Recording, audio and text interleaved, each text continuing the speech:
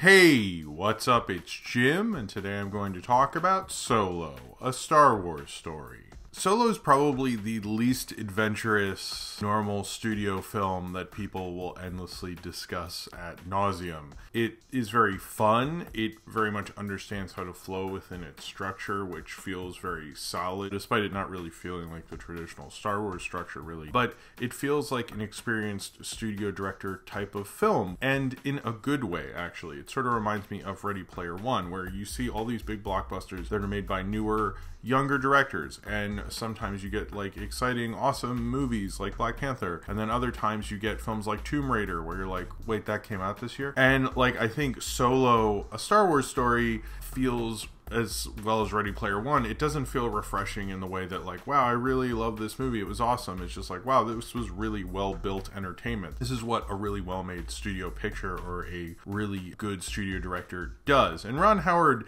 is that. I don't really love every movie he does. I didn't like the Da Vinci Code at all, and I tried to watch one of this first sequel, and that was really bad. I don't think he's a done director either. I really liked Rush, actually. This film kind of shows how a director like him knows how to toe the line and get that sort of film to work. And Solo is a lot of fun. I think the main thing, it's not a perfect movie, but the main thing you can take away from Solo is like, hey, I had a good time at a Star Wars movie. It's not a challenging Star Wars film. It's probably the least challenging of the Disney Star Wars films, and maybe is the least challenging Star Wars film ever made, other than maybe like the Ewoks movies or something. That's more of a challenge in trying to get through.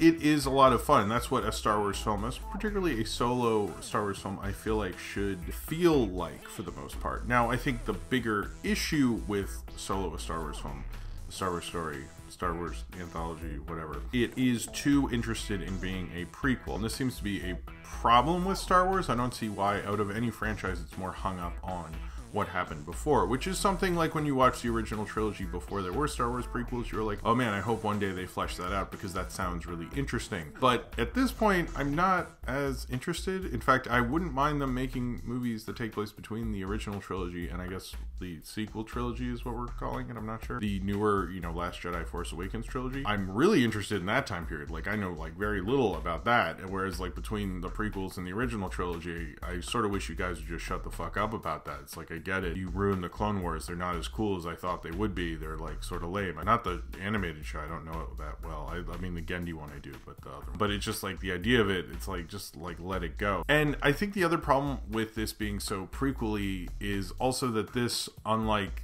the actual prequels, I guess. Well, I guess it is sort of like the actual prequels because of metachlorians and all that nonsense. But it sort of like gives you origins for things that you're like, oh, I really needed a scene where Han Solo and Chewie talk, and Han Solo comes up with Chewie's nickname of Chewie because Chewbacca is too long. Like, guys, we all know how nicknames work. I didn't, like, you wasted a scene on that. Like, that wasn't even, like, a bonding scene. It was like, that's too long. I'll have to think of something shorter. And I'm like, fuck you. You're wasting screen time on this. And then the kind of groan-inducing Mario, Luigi, Mario-esque scene where someone gives him his last name, which is ridiculous. And there are too many times where it was like, and that was the origin of that. Or look how things have changed for Lando or Han. Or like, we'll have Han shoot first. Or we'll have, you know, Lando say he doesn't like a mining colony. Or we'll have this, we'll have that. And it just felt like too many references. I sort of like wish we could have gotten more into like, what was this world like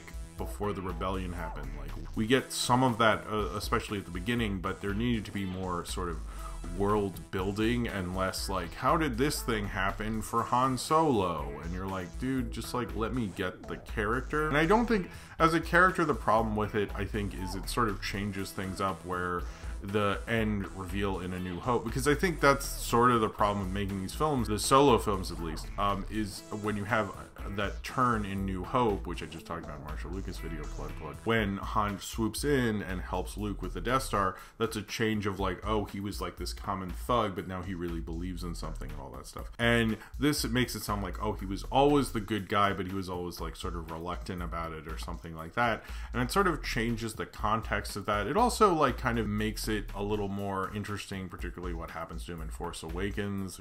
I'm not going to spoil that, I guess. It kind of changes the context of that and the context of his character a little, and kind of gives it more nuance. Particularly, it seemed to do more for Force Awakens than it did the original trilogy.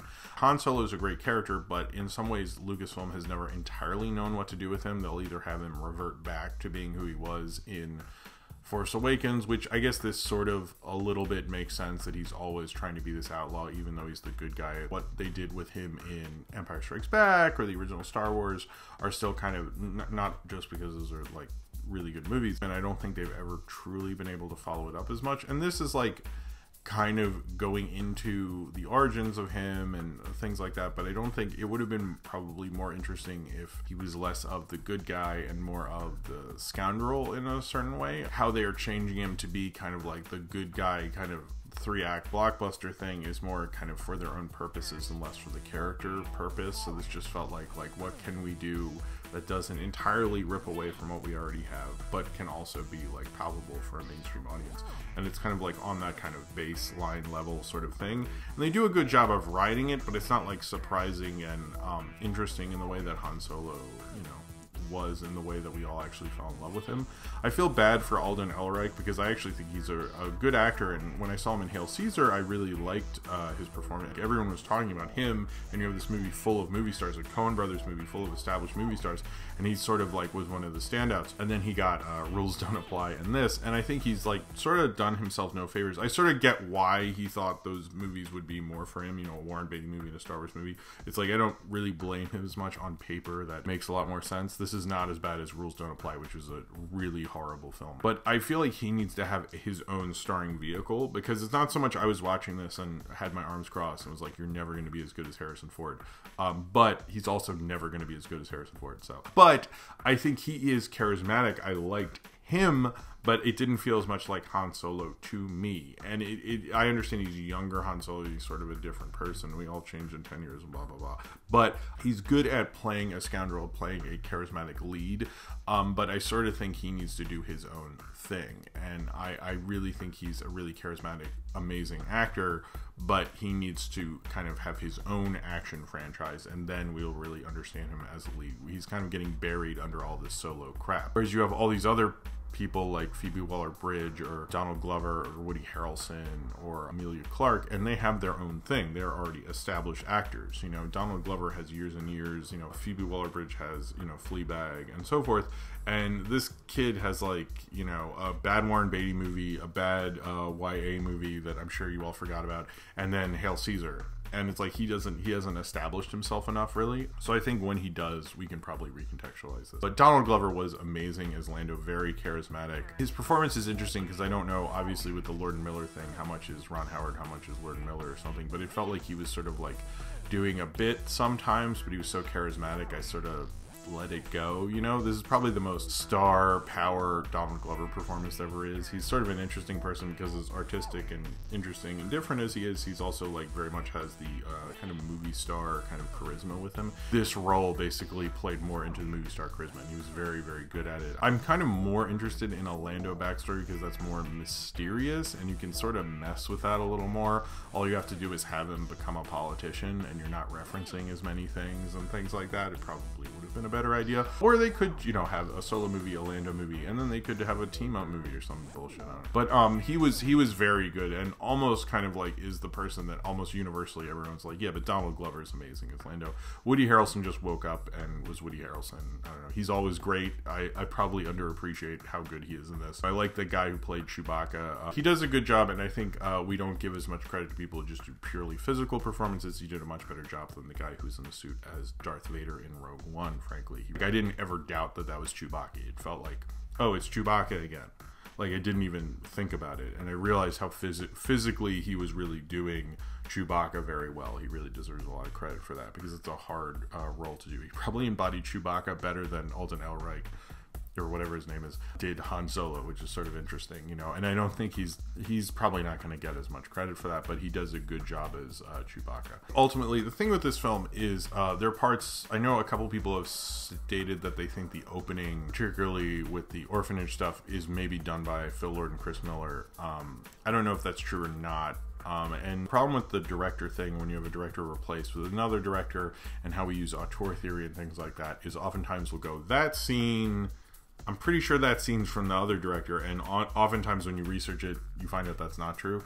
So I don't want to say that is or isn't. I sort of agree with the opening being more Phil Lord and Chris Miller, but I mainly, since 70% of this is Ron Howard, I mainly think of it more as a Ron Howard movie than a Phil Lord and Chris Miller movie, frankly. I was surprised they just have a credit as executive producer. I think they maybe should have gotten maybe like a co-writing credit or something, but who knows how that all shook out. I don't think this feels like a film that was like mangled. There's like one shot where they have like sort of ADR of people explaining things. It was like a wide shot of like, I think it's like Woody Harrelson talking to Thandie Newton. And that was the only part that felt like cheaper or like, you know, kind of a quick cut or something like that I noticed. I wasn't really looking for it, just that part was very jarring. But I guess in a way, because we've discussed it so many times with what happened with Solo and how unprecedented it was, that maybe I was. I think the thing with Solo, and maybe why it's not exciting audiences, it's a fun, like, exciting quote-unquote movie, but it's not a cinephile exciting film. There's nothing to really contextualize or think about with this film that's altogether that fun or exciting or amazing. You know, this movie's sort of like Emilia Clarke's performance, where you're like, oh, you did a decent enough job, and I'm surprised that this is all right. And by the way, I didn't mention this before, Paul Bentley is really good in this. He like really feels like a genuinely like weird, conniving, rich guy. Like, I don't know who he based that on, but Paul Bentley like kind of came in and did an amazing job. I liked him a lot more in this than Infinity War or anything. He was like a substantial, like, it's just a villain role in this one movie as opposed to everyone else who thinks they're building something, and felt like he had the most almost like complete performance where like he really got into it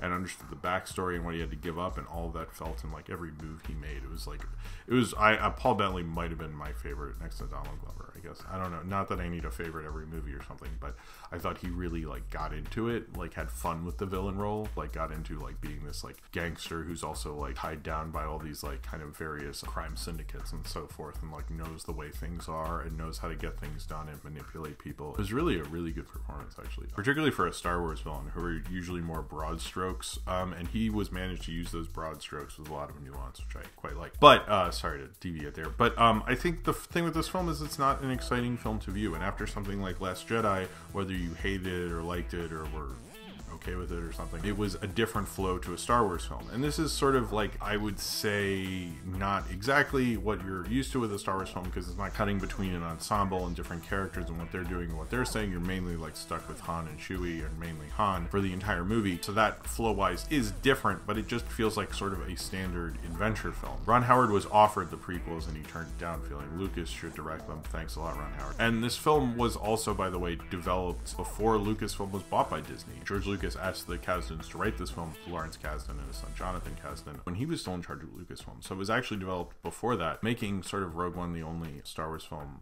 that Lucas didn't develop in some way, even if they threw out his notes. Like, he never tried to develop a Rogue One. That was like their own thing, which is sort of interesting. And it sort of, I think, feels more in that prequel way. It sort of feels like the bland kind of prequelness where it doesn't feel surprising. Not because I really, you know, it's like I need the threat of a character to die and I didn't think Solo was going to die or something like that. It was more of that, it just felt very like, we need to get this fun, entertaining film done. It felt like particularly L3 wasn't developed enough, and a lot of the side characters in more towards the characters who you're seeing the movie for. Although I liked L3, although I liked Woody Harrelson's character, I like Thandie Newton's character, and Paul Bentley, as I mentioned. The only one who was given any sort of time was Emilia Clarke's character, who I don't think was given a ton, and she didn't feel honestly that dimensional. She felt very kind of like flat, like, oh, I'm the girl, and like, oh, I have this deep secret and I've done horrible things, don't ask me but ask me, sort of thing. It just like didn't have the kind of surprising fun of a blockbuster. It had the safeness of seeing a summer movie and the safeness that the studio would be okay with it. And I'm not saying that because that's sort of what happened, but also because it felt that way throughout the entire movie. You know, the studio was also okay with Last Jedi. Lucasfilm and Disney very much liked that movie. So I'm not saying like they're the kind of safe sort of studio, but this is very much a safe studio film. It feels that way throughout. It's not surprising. You'll go and go, hey, we had a good time, surprisingly. You know, it flows pretty well despite all the behind the scenes drama and things like that. But it's not a film like, I don't really want to buy the Blu-ray or anything. I might watch it if it's on TV, but it's not a film I love. It doesn't swoop me off my feet and everything like that, like a great blockbuster should. You know, Infinity War might not be the most challenging film in the world, but it had me thinking, and it had me excited, it had me wanting to talk about it. Solo is more like, hey, can you believe because they explain Chewie's nickname. It just like doesn't really inspire you in that way, and it doesn't feel as exciting. It feels like just like another kind of blockbuster that was like well maintained and well structured. It's sort of like coming off the assembly line like a perfect sort of cheeseburger, and maybe you need that some days, but it just felt like Star Wars, the Star Wars you love, the Star Wars you fell in love with, has a lot more passion inside of it. I didn't really get that from Solo, to be honest. I didn't get that love, that like intense feeling of like, wow, that was a Star Wars film. It made me go, so that's Star Wars, cool. I get that they're trying to hint at other films in the Solo franchise, if that even happens at this point, which doesn't look that likely. And it didn't feel like it was sort of like doing its own thing the way Marvel movies and that cinematic universe tries to do their own things with different things. I felt like Rogue One did that a lot better than Solo. Solo felt like it was just sort of towing the line in a lot of ways, and I just didn't really think a lot of that was as exciting as it necessarily really could have been. Maybe like the idea of doing a Han Solo movie is like, did we ever really need that? And I don't think Solo ever really was able to say, yes, we do. It was more like, yeah, sure, you'll have a good time, leave me alone. Everyone just leaves it feeling, meh, you know, that was fine. It doesn't excite you. It's not amazing. It's not a bad movie either, but it just like leaves you thinking like, maybe I would like an exciting Star Wars movie, even if one that I can debate kind of Star Wars movie. And if I leave a Star Wars movie going like, hey, you know, we're all good, let's just move on, when does Incredibles 2 come out, is not as fun and not as exciting and not as inspiring. You know, this doesn't inspire me to see another Star Wars movie. This inspires me to sort of move on. And Star Wars as a franchise has never really been that way except for the prequels. It's more like, hey, you moderately did it. And as an audience member, I felt like moderately fine with just that I saw this and that was it, you know. It just felt, you know, fun, but in that kind of contained sort of corporately approved fun that you're sort of okay with. Now, I did want to talk about one spoiler at the end, so that was basically my review of the whole movie. This is just the spoiler section. I was a little surprised by the cameo, which, spoiler again, is Darth Maul. At first I was like, fuck you movie, Darth Maul died, and then I read, oh, he comes back in the cartoon and this, because the books and all that stuff is doing this big universe, he does come back and become this thing. I was surprised they didn't get the voice of the guy who did the voice in Phantom Menace, who I believe is still alive, and they chose to do the voice of the guy who did the animated show. I don't know the animated show, so to me I was like, who the fuck is this guy talking for Darth Maul? Apparently it was Ray Park, which I think is cool. And Darth Maul, you know, the lightsaber fight with Duel of the Fates is still probably one of the things about the prequels that I actually still really like, but did feel a little like, do we really need, let Solo be its own world? You have this whole crime syndicate thing and you had to wrap in, you know, Darth Maul in there and bring him back for some reason. I understand Lucas probably should have utilized him more in the prequel. Like, I entirely think that was a total mistake of Lucas's. Like, we could have had, you know, another cool lightsaber battle with Ray Park, who's really good at choreographing fight sequences, and it probably would have been really cool, but they didn't do that. And I get, like, the need to, like, bring back this character who they have a desire for, who I don't think would really be worth making a solo film for, but bringing him back as a villain might really work for you.